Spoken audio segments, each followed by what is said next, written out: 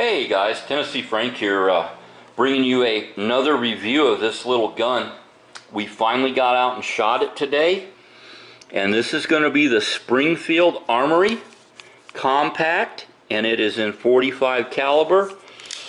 We'll go ahead and show that it is clear, and if you notice down in there, I neglected to mention on the last video, it does have a ramped barrel.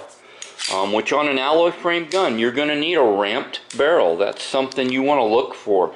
If you're going to get something with alloy and you're going to be shooting these hollow points, they do tend to tear up the aluminum if you don't have a ramped barrel. So look for that. But yeah, we put some rounds downrange today, a variety of ammo, including some of the Remington Ultimate Defense compact handgun, which is my carry load. And did really well. We can go ahead and I can show you some targets here. First couple magazines were the factory 6-round, and here's my first group. Everything was shot from 7 yards, 6 rounds. Second shot, for some reason, I pulled. Other than that, it didn't do too bad for the first magazine out of the gun. Normally it does take me a couple mags to warm up to a new gun. And here's the second 6, 230 grain full metal jacket. Starting to cut a nice little group right there. I mean, this little gun is a shooter. It really puts them in there. So we broke out the Ultimate Defense. 7 rounds, 7 yards. You can see right there. Beautiful, beautiful group. This gun, it is awesome. I am really enjoying these 1911s now that I'm back into them. Here's some 185 grain berries hollow base round nose. This is a hand load I put together for target shooting. 6 rounds, 7 yards. I did pull the first shot, but the other 5 right there, right in the gray. Beautiful, beautiful group. Like I said, my standards, if you're in 3" at 7, that's good. If you can cut the gray at 7, that is excellent. Excellent accuracy. Perfect little gun for carry. Here's a 185 grain Nosler hand load. 6 rounds.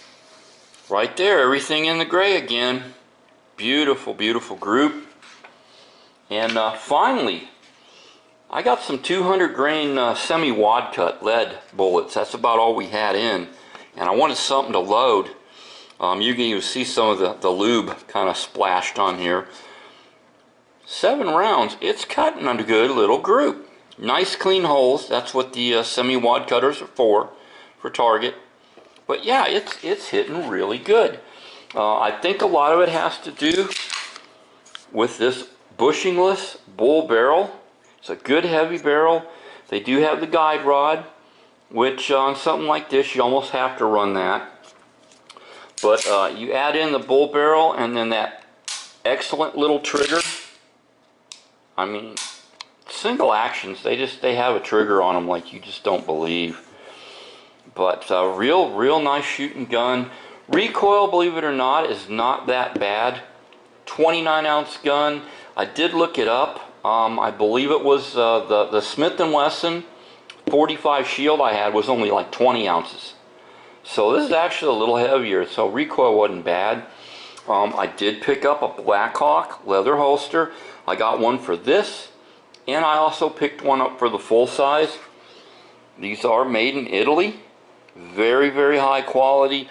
Stitching is beautiful. They got kind of that worn finish, like you own this holster for years and years.